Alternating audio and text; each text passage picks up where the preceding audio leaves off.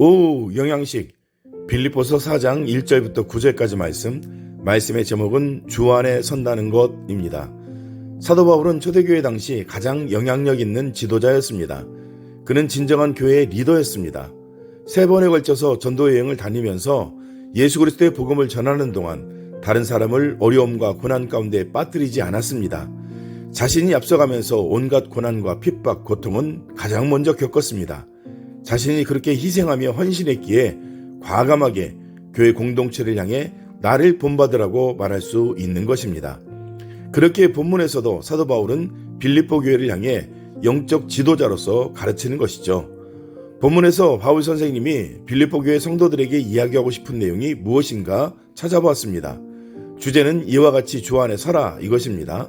그러면 이와 같이에 해당되는 내용이 무엇일까요? 2절 말씀부터 쭉 이야기하고 있습니다. 첫째, 같은 마음을 품으라고 말합니다. 누구에게 이야기합니까? 유오디아와 순두계를 향해서 말합니다. 빌립보 교회의 여성 지도자로 불리는 두 사람입니다. 학자들에 의하면 빌립보 교회 안에서 여성 지도자로서 상당한 영향력을 가진 두 사람들인데 두 사람 사이에 의견 충돌이 있었고 서로 자신의 생각을 고집하면서 공동체 내에 문제가 발생했습니다. 두 지도자의 갈등으로 인해서 교회가 어려웠습니다.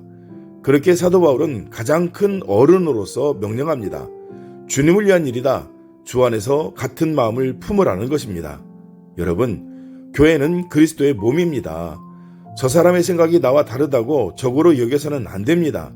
함께 대화하고 생각을 나누어서 같은 부분을 찾아가고 서로 이해함으로 하나 되어야 합니다. 주님 안에서 같은 마음을 품는 것이 영적 지도자로서 교회 공동체의 지체로서 가져야 할 모습입니다. 그렇기에 주 안에서 같은 마음을 품으라고 명령합니다. 둘째는 너희 관용을 모든 사람에게 알게 하라입니다. 예수님을 믿는 사람들이 용서하지 못하고 이해하지 못하면 어떻게 하겠습니까? 그리스도인에게 필요한 모습 중에 하나가 바로 관용입니다. 셋째는 기도하라입니다. 문제가 발생했을 때 염려할 시간이 있다면 하나님께 기도하라고 말합니다. 그러면 하나님께서는 평강으로 함께 하셔서 그리스도 예수 안에서 우리의 마음과 생각을 지켜주십니다.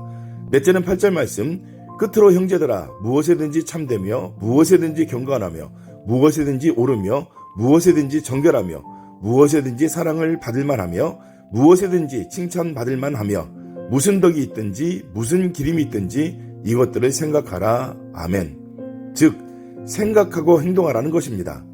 그리스도인으로서 어떤 생각을 해야 합니까? 참되고 경건하며 옳고 정결하며 사랑받을 만한 행동, 칭찬받을 만한 행동, 덕을 세워야 합니다.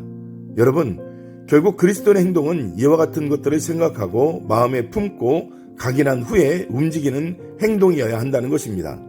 그렇게 하면 어떻게 된다고요? 9절 말씀, 너희는 내게 배우고 받고 듣고 본 바를 행하라. 그리하면 평강의 하나님이 너희와 함께 계시리라. 아멘. 우리가 이처럼 그리스도인답게 더 깊이 생각하고 행동하면 평강의 하나님께서 함께 계신다고 이야기하고 있습니다. 교회의 큰 영적 지도자 바울의 이야기입니다. 그는 현재 자신의 형편과 전혀 상관없는 평강을 누리고 있기에 지도자로서 이렇게 말하는 것입니다. 여러분, 바울은 하나님께서 베푸시는 은혜, 축복을 체험했기에 고백하는 것 아니겠습니까? 하나님의 평강을 체험했기에 권면하는 것 아닐까요? 소원하는 것, 우리 모두 주 안에 바로 서는 자 되기를 간절히 소원합니다. 그러면 평강의 하나님께서 우리와 함께 하십니다. 주 안에 바로 서서 주님의 명령에 복종하심으로 평강의 하나님을 늘 체험하는 행복한 삶, 그리스도인으로서 선한 영향력을 끼치는 삶 되시기를 우리 주 예수 그리스도의 이름으로 축복합니다. 아멘.